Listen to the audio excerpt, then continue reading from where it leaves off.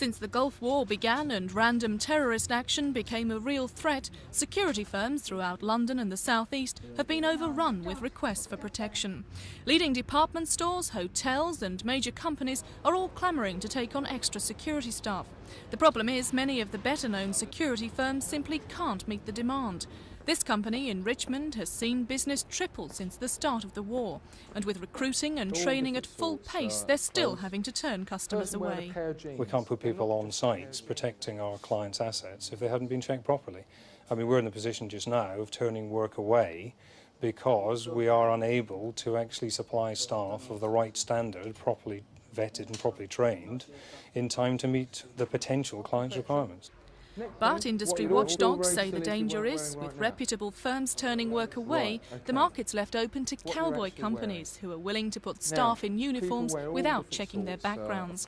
The British Security Industry Federation say this means firms often get sent security guards who have criminal records and are unsuitable for the work.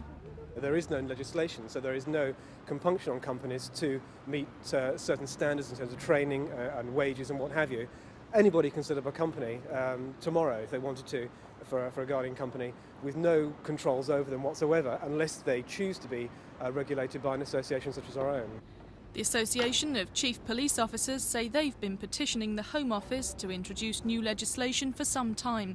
They say they've been concerned about the criminal element creeping into the security industry. I think over the years we've been concerned about the level of what one best described as the criminal infiltration into the security industry. I think there's a need for positive regulation, just as they've got in Canada and indeed in the majority of European countries, where they in fact license their operatives, they give them a basic training course, and the firms that operate them are themselves licensed. I think if we did that, then there'd be a lot of merit, and I think, to coin a phrase, we may well clean up the industry. The Home Office said today they're considering a range of options for improving the regulation of private security firms. Sharon Doughty, Thames News. So you end up with a full bracket of 2 inches. It's 5, 10 to 6.